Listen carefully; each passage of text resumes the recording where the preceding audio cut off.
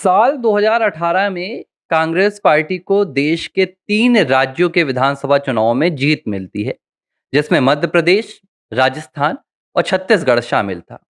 मध्य प्रदेश में मुख्यमंत्री के जो 2 दावेदार थे, उनमें ज्योतिरादित्य सिंधिया और कमलनाथ थे। छत्तीसगढ़ में मुख्यमंत्री के 2 दावेदार थे, एक भूपेश सिंह बघेल और दूसरे टीएस सिंहदेव थे। और जो राजस्थान राज्य था, वहां भी मुख्यमंत्री के 2 दावेदार थे, एक अशोक गहलोत और दूसरे सचिन पायलट। लेकिन तीनों राज्यों में दावेदारों को लेकर और चेहरों को लेकर जबरदस्त घमासान हुआ।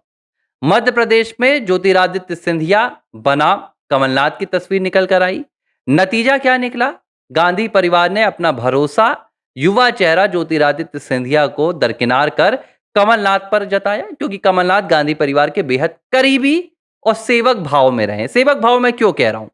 क्योंकि कमलनाथ वो नेता है जिन्होंने कभी भी गांधी परिवार की किसी बात को टाला नहीं है। गांधी परिवार का फरमान और आदेश कमलनाथ के लिए आखिरी शब्द होता है। नतीजा यह हुआ कि 15 महीने बाद मध्य प्रदेश की सरकार चलती बनी। ज्योतिरादित्य सिंधिया 22 विधायकों के साथ भारतीय जनता पार्टी में आ गए और जो 15 साल के बाद मध्य प्रदेश में कांग्रेस ने सत्ता में अपनी जगह बनाई थी, वो जगह भी खत्म हो गई। राजस्थान में क्या हुआ? राजस्थान में पांचों साल सचिन पायलट बनाम अशोक गहलोत, सचिन पायलट बनाम अशोक गहलोत, लगातार ये चलता रहा। दोनों एक दूसरे से ही सत्ता की लड़ाई लड़ते रहे। मुख्यमंत्री की कुर्सी पर कब्जा जमाने के लिए पूरी अपनी संघर्ष की कहानी बयां करते रहे। अंतोगत्वा 5 साल बाद राजस्थान की जनता ने अशोक गहलोत और कांग्रेस पार्टी के पूरे शासनकाल को ही विदाई दे दी। छत्तीसगढ़ भी इसी का एक नतीजा था। वहां पर भी वादा किया गया था टीएस सिंहदेव से कि भाई 2.5 साल बाद आप भूपेश बघेल की जगह लेंगे, मुख्यमंत्री की कुर्सी पर आपका अधिकार होगा, आप भी बैटिंग करेंगे, आप भी कप्तान बनेंगे। लेकिन तीनों राज्यों में गांधी परिवार ने अपने किए गए वादों को नहीं निभाया और जो धोखा उन्होंने अपने ही पार्टी के नेताओं के साथ किया, उसका नतीजा उन्हें सरकार गंवाने के साथ मिला। आज मैं 2018 की ये बातें क्यों कर रहा हूं? क्योंकि इन राज्यों में तो अब कांग्रेस पार्टी की सरकार नहीं है। लेकिन जिन राज्यों में अब कांग्रेस पार्टी की सरकार है, उनमें 2 राज्य ऐसे हैं जहां मुख्यमंत्री के चेहरे को लेकर जबरदस्त घमासान मचा हुआ है। और अब एक राज्य में आने वाले 1 महीने के भीतर एक बहुत बड़ा सियासी बवंडर मचने वाला है। और हो सकता है कि इस महीने यानी कि आने वाले नवंबर में गांधी परिवार इस राज्य से भी अपना हाथ धो बैठे। मैं बात कर रहा हूं कर्नाटक की, क्योंकि हूबहू मध्य प्रदेश, राजस्थान और छत्तीसगढ़ की तर्ज पर कर्नाटक में भी गांधी परिवार ने यही दांव चला था।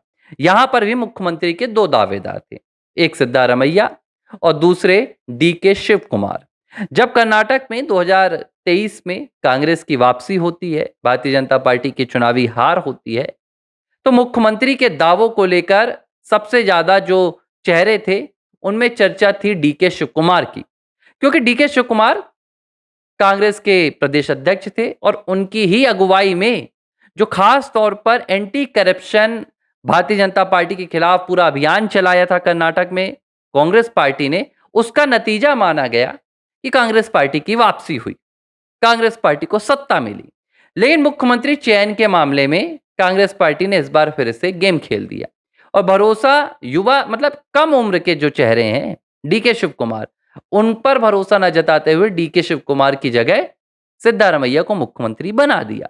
लेकिन कह दिया गया कि ये सिद्धारमैया का आखिरी चुनाव है, उम्र के अपने पड़ाव पर है वो, और आखिरी बार उन्हें ससम्मान विदाई दी जानी चाहिए, तो मुख्यमंत्री की कुर्सी 2.5 साल तक उन्हें मिलेगी। अब जब लोकसभा चुनाव 2024 आए, तो डीके शिव कुमार ने धीरे धीरे अपनी दावेदारी को लेकर जो पूरी प्रक्रिया है उसे बढ़ानी शुरू कर दी। उन्होंने कहना शुरू कर दिया कि भाई अब समय आ रहा है, कुर्सी खाली कीजिए, मेरा वक्त आ रहा है। उन्होंने दिल्ली के कई दौरे लगाए, सोनिया गांधी से मुलाकात की, राहुल गांधी से मुलाकात की। लेकिन तब पार्टी ने कहा कि देखिए 2024 का लोकसभा चुनाव बेहद हमारे लिए महत्वपूर्ण है और हम इस चुनाव में कुछ बड़ा कामयाब करने वाले हैं, कामयाबी हासिल होगी, तो आप चुप हो जाइए। जैसे ही 2024 का चुनाव खत्म हो जाएगा, उसके बाद हम आप पर फैसला करेंगे। लेकिन 24 के चुनाव के बाद कहानी बदलने लगी। सिद्धारमैया जो एक वक्त पर मान गए थे, जब 2023 में मुख्यमंत्री का चयन होना था, तो कहा जा रहा है कि सिद्धारमैया ने यह बात स्वीकार कर ली थी कि हाँ, 2.5 साल तक मैं मुख्यमंत्री की कुर्सी पर रहूंगा। लेकिन भाई साहब, सत्ता छूटती किससे है? जब 2.5 साल बाद डीके शिव कुमार अपनी कुर्सी मांगने लगे, तो सिद्धारमैया ने फील्डिंग सेट कर दी। उनके विधायक, उनके मंत्री डीके शिव कुमार के खिलाफ ही हावी हो गए। डीके शिव कुमार के सामने एक फैसला रख दिया गया कि आप एक विकल्प चुनिए। कौन सा विकल्प? या तो आप कांग्रेस के प्रदेश अध्यक्ष रहेंगे, या आप डिप्टी सीएम के पद पर रहेंगे। लेकिन डीके शिव कुमार ने दोनों छोड़ने से इंकार कर दिया, क्योंकि डीके शिव कुमार को पता था दोनों में से अगर वो एक भी पद को छोड़ते हैं, तो जो मुख्यमंत्री की रेस है उससे वो बाहर हो जाएंगे। प्रदेश अध्यक्ष की जिम्मेदारी छोड़ेंगे तो संगठन में उनकी कमजोरी हो जाएगी, और डिप्टी सीएम का अगर पद छोड़ दिया तो सरकार से ही बाहर हो जाएंगे। डीके ने दोनों पदों को नहीं छोड़ा। लेकिन अब ये जो नवंबर का महीना है, इस नवंबर के महीने में वो 2.5 साल का पूरा चक्र कंप्लीट हो जाएगा, और अब डीके शिव कुमार ने एक बार फिर से मुख्यमंत्री की जो कुर्सी है उस पर निगाहें तेज कर दी हैं। लेकिन अब कहानी कहां अटक रही है? कहानी यहां अटक रही है कि जो सिद्धारमैया के बेटे हैं, उन्होंने एक बयान दिया, और उन्होंने कहा कि मेरे पिता 2028 का जो अगला यानी कि कर्नाटक विधानसभा चुनाव होगा, वो चुनाव नहीं लड़ेंगे। और इस तरह उन्होंने एक इमोशनल कार्ड खेला कि ये डीके शिव कुमार, मतलब माफ कीजिएगा, सिद्धारमैया का आखिरी चुनाव है, तो उन्हें मुख्यमंत्री की कुर्सी पर लगातार बने रहने दिया जाए। इस तरह की उन्होंने एक बयानबाजी की। सवाल ये उठ रहा है कि अब कांग्रेस पार्टी के पास क्या विकल्प बचे हैं, क्योंकि डीके मानने के लिए तैयार नहीं है। डीके का कहना है कि 2.5 साल के लिए ही वादा किया गया था कि सिद्धारमैया अपनी कुर्सी पर बैठेंगे, और अब कांग्रेस हाईकमान को अपना वादा निभाना चाहिए।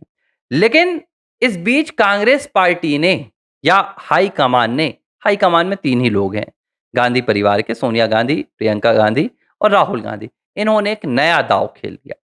इन्होंने दांव क्या खेल दिया? कांग्रेस पार्टी के अध्यक्ष मल्लिकार्जुन खड़गे के बेटे प्रियंक खड़गे को आगे कर दिया, और अचानक कर्नाटक की राजनीति में उनके नाम को हाईलाइट करने के लिए, उनके नाम को बड़ा बनाने के लिए नए नए दांव उनके नाम से खिलवाए जा रहे हैं। कभी आरएसएस को बैन करने वाला दांव, कभी बेंगलुरु को लेकर बयान देने वाला दांव, कभी असम को नॉन टैलेंटेड बताने वाला दांव। कुल मिलाकर प्रियंक खड़गे गांधी परिवार को खुश करने की कोशिश में जुटे हुए। ये बात मैंने आपको पहले भी वीडियोस में बताई थी कि अचानक ये प्रियंक खड़गे का राइज होना कर्नाटक की राजनीति में, ये कोई इत्तेफाक नहीं है, ये कोई संयोग नहीं है, बल्कि ये पूरी रणनीति के तहत किया जा रहा है।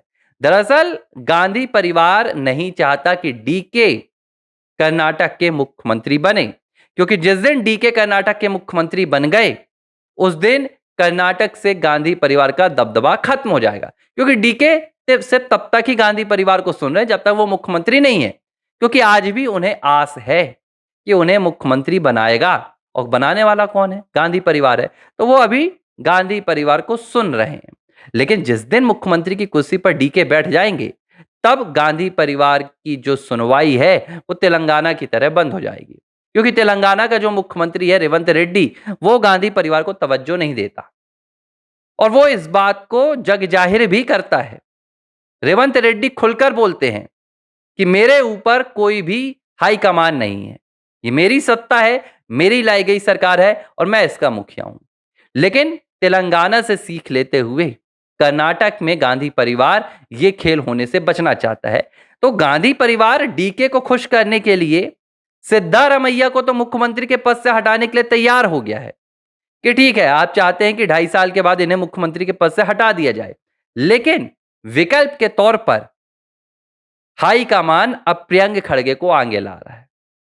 यह कहा जा रहा है कि भाई मल्लिकार्जुन खड़गे कांग्रेस पार्टी के अध्यक्ष हैं, दलित नेता हैं, और अगर हम प्रियंक खड़गे को कर्नाटक का मुख्यमंत्री बनाएंगे तो देश भर में हम दलितों का समर्थन हासिल कर पाएंगे। अब ये पूरी रणनीति तैयार की जा रही है, और कहानी आकर अटक गई है डीके शिव कुमार की। डीके शिव कुमार अब क्या करेंगे? ये उनके सामने विकल्प आ गए हैं। या तो गांधी परिवार के इस फैसले को मान लेंगे और डिप्टी सीएम के पद पर बने रहेंगे, लेकिन इससे डीके शिव कुमार का मुख्यमंत्री बनने का जो सपना है वो हमेशा के लिए खत्म हो जाएगा, क्योंकि जिस लिहाज से कर्नाटक की सरकार चल रही है 2028 में ये लगभग तय है कि कर्नाटक की सत्ता में कांग्रेस वापसी नहीं करने वाली है। तो बचे 2.5 साल अगर डीके शिव कुमार को नहीं मिलते हैं, तो हो सकता है अगले 15-20 सालों तक डीके शिव कुमार के पास मुख्यमंत्री बनने का दूसरा कोई विकल्प ना हो। अब या बगावत करेंगे, तो भारतीय जनता पार्टी क्या डीके को स्वीकार करेगी? कितने विधायकों का समर्थन है, कितने विधायक लेकर जाएंगे, ये तमाम चीजें होगी। लेकिन एक चीज तय हो गई है कि कर्नाटक में सत्ता परिवर्तन होने वाला है।